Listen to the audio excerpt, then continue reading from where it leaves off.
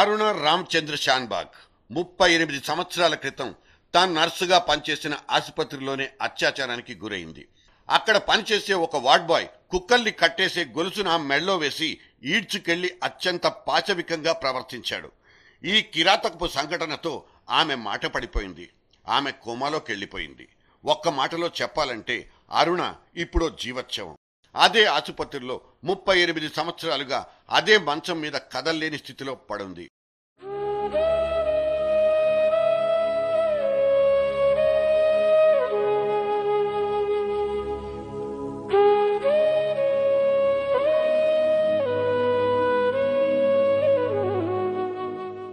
Your honour, నా client దుర్భర పరిస్థితిని అర్థం చేసుకుని ఆమెకు మరణ భిక్ష ప్రసాదించండి. అవును, మరణ భిక్ష.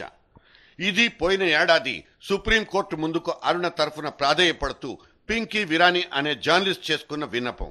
మెర్సీ కిల్లింగ్ కు అనుమతించవలసిందిగా ఆమె చేసుకున్న విన్నపాన్ని సుప్రీం సున్నితంగా తిరస్కరించింది. తిరస్కరించడానికి ముందు ఆమె శారీరక మానసిక పరిస్థితి మీద పూర్తి వివరాలతో ఒక నివేదికను తయారు చేయాల్సిందిగా డాక్టర్ల కమిటీని నియమించింది.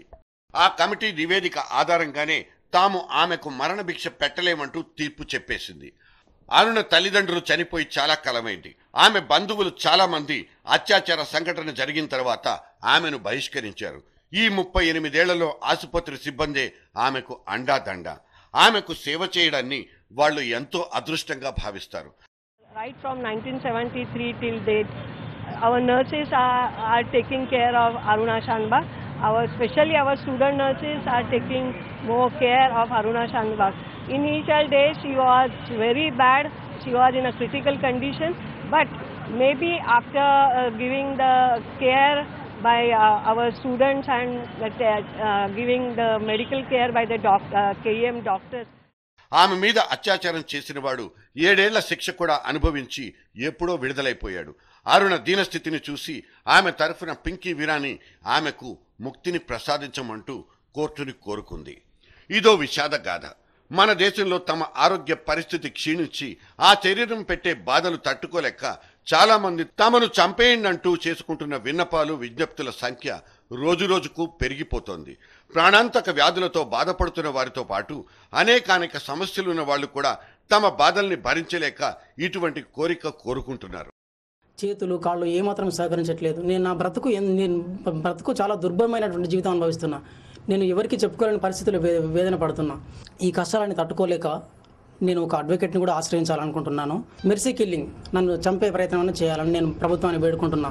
ఈ దుర్భరమైన జీవితం నుంచి నన్ను గట్టెక్కేయాలని నేను ప్రభుత్వాన్ని వేడుకుంటున్నా. మరి యూథనేషియా అనబడే మెర్సీ కిల్లింగ్ ను కారుణ్య హత్య అని చెప్పుకోవచ్చేమో. మాకు మరణభిక్షను ప్రసాదించండి మహాప్రభు అంటూ కోర్టు గడపలెక్కే ఈ వ్యవహారం ఇప్పుడు మన దేశంలో కూడా ఒక హాట్ టాపిక్ గా మారింది. మరణ శయ్య మీద ప్రాణాంతక వ్యాధులతో నరకం అనుభవిస్తూ ఎవరో ఒకరి మీద ఆధారపడడం ఒక వర్ణనాతీతమైన అనుభవం. వాళ్ళని చూస్తే వీళ్ళింత దీనంగా బతకడం కంటే చనిపోతేనే మేలనిపిస్తుంది. శారీరకంగా మానసికంగా కృంగి కృషించిపోతూ వాళ్ళు అనుభవించే నరకయాత్ర చూసిన తర్వాత ఆ అభిప్రాయానికి రాక మానలేం. ఈ యుథనేషియాను ఇప్పుడు మన దేశంలో చట్టపరంగా అనుమతించాలంటూ చర్చలు జరుగుతున్నాయి. నెదర్లాండ్స్ వంటి దేశాల్లో ఈ మెర్సీ కిల్లింగ్ ని చట్టబద్ధం చేశారు. అయితే దీని అమల్లోకి వచ్చేసరికి అది పక్కదారులు పడుతోంది. ఆస్తుల కోసం దీర్ఘకాల రోగాలతో బాధపడుతున్న వారిని అంతమొందించడానికి ఈ చట్టాన్ని దురుపయోగిస్తున్నారు. నన్ను చంపేయాల్సిందేనంటూ ఒక వ్యక్తి కోరుకున్నప్పుడు అతన్ని చంపేసినప్పుడు దాన్ని స్వచ్ఛంద కారుణ హత్యగా వ్యవహరిస్తున్నారు. అదే వ్యక్తి తాను కోమాలో ఉండి అసలు మాట్లాడలేని పరిస్థితిలో ఉన్నప్పుడు ఆ వ్యక్తి బంధువులు లేదా స్నేహితులు సన్నిహితులు చేసే విజ్ఞాపనను నాన్ వాలంటరీ యూథనేషియా అంటూ వ్యవహరిస్తున్నారు. చూస్తూ చూస్తూ ఒక మనిషిని చంపేయవలసిందిగా ఎలా అనగలం? వీలైతే ప్రాణభిక్ష పెట్టాలే తప్ప మరణభిక్ష పెట్టాలని అడగడమే తప్పంటూ విమర్శలు ఉన్నాయి.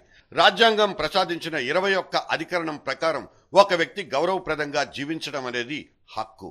కానీ అటువంటి గౌరవప్రదమైన జీవితం అనేది కనుమరుగై అనుక్షణం శారీరకంగా మానసికంగా భయంకరమైన నరకం అనుభవిస్తున్నప్పుడు అటువంటి రైట్ టు లివ్ అనే హక్కుకు అర్థమేమిటన్నది తాజా చర్చ. అందుకే ఆ వ్యక్తికి మరణించే హక్కు కూడా ఉండాలంటున్నారు వీళ్ళు.